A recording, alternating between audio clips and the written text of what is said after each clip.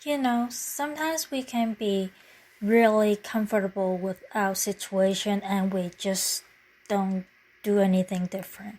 Hi, this is Vivian. You're listening to Reflective Talks, and today we're talking about why you shouldn't get too comfortable with your environment.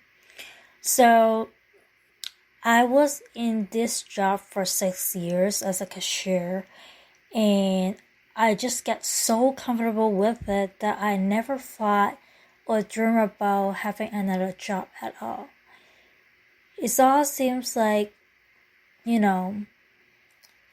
every day it just repeated the day before, and it doesn't seem like there's any challenges in doing the job.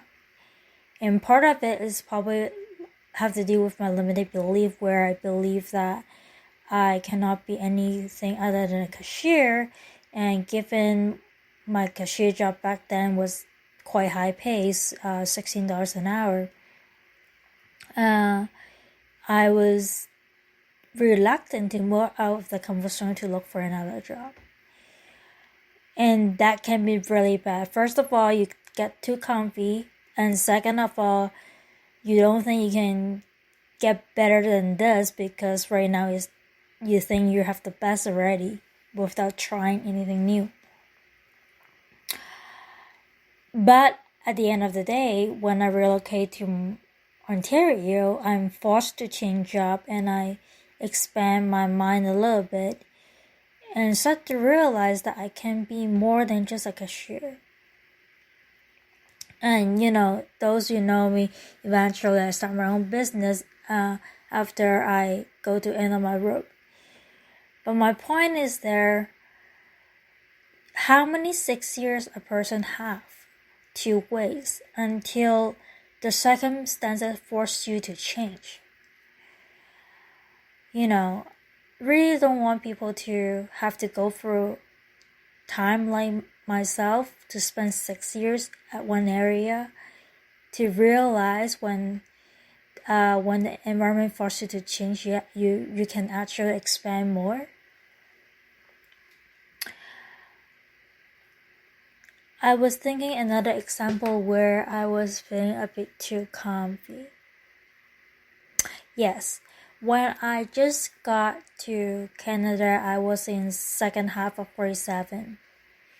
And I got so comfy with doing nothing because all the mathematics that I learned from Hong Kong was way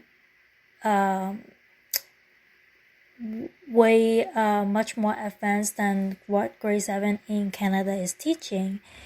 So from grade 7 and grade 9, I was like lazy in my comfort zone, not really want to improve because I don't have to. And it just so happened from grade 11 and grade 12, there's a big deep in learning curve in terms of a curriculum. And I actually didn't get a good mark in Math 12, even though I finished it in grade 10. And I was to finish calculus in grade 10, but because of I was getting too comfy and slack away, I couldn't complete my calculus. I just finished Math 12, and the Math 12 score was really poor. It's only a C. I never got a C in any of my math before, except for when I was in grade 10, finished Math 12. But it's all because I was treating it so trivial. I was too comfortable within my own. So you see two examples, right? The first example, I was a cashier for 6 years because my lack of self-esteem. I was too comfy where I am, and I think that's the best I can do. The second example, I was too comfy in my success, in my plateau, that I actually fall behind once the learning curve's a little bit stiff, when there's a competition there. You don't want that in either way. You don't want to feel a plateau and never go up higher than that, or you don't never want to feel so low that you don't want to get up. So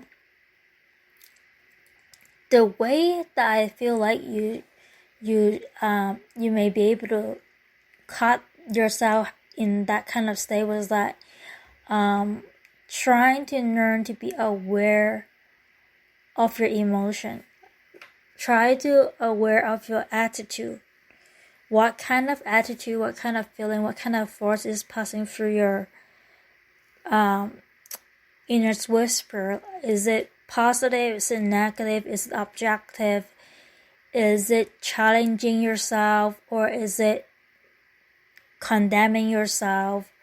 Is it appreciate yourself? Because lots of it, if you, on the first cases, you didn't appreciate yourself enough. On the second cases where I was lazy, slack off, I was too proud of myself.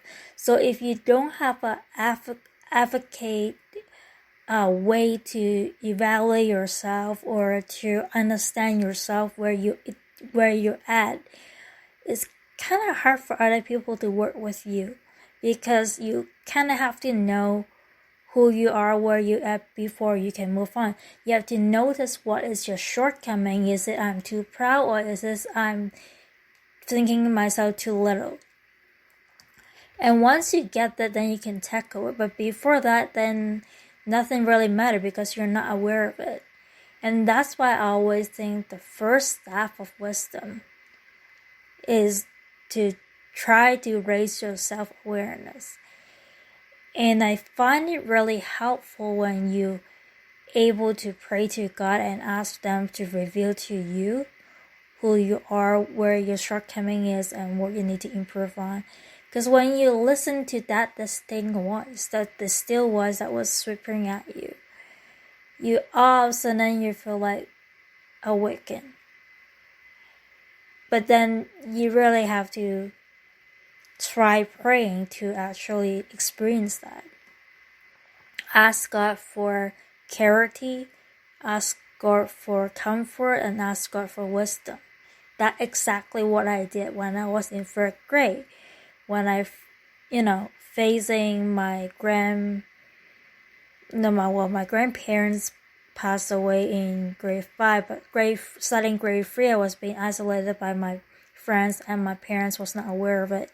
They were busy at work or arguing. So of course it goes more severe from 3rd grade to 5th grade. When my 5th grade, my grandmother from my mother's side, my grandfather from my grandfather's side passed away.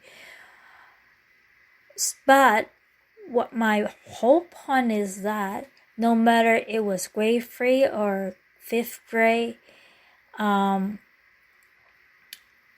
I only able to handle it because I asked God for wisdom. I pray to God, grant the wisdom that He grants Solomon, the book of Solomon, the King Solomon, the wisdom that He gave Solomon. I pray God to give me the wisdom, and God granted. Without God intervening me, without God teaching me, I don't know how I'm going to handle those things. And that's probably what I want to end with you, is that if you really want to get to know your shortfall, or whether you are feeling too high of yourself or too low of yourself, I encourage you to pray to God.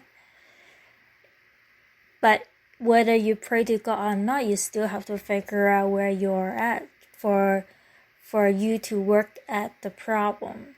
To know that, to notice that when you're too comfortable within yourself, when you have to stretch yourself a little bit, when do you have plateau, or when do you have a limited belief, you still have to figure that out regardless of that. And the way that I would invite you is to involve God in your journey of discovering who you are, what's your shortcoming, what is the objective evaluation of who you are, and what your skill set is. And with that said, I'm signing off, and I wish you all a happy day.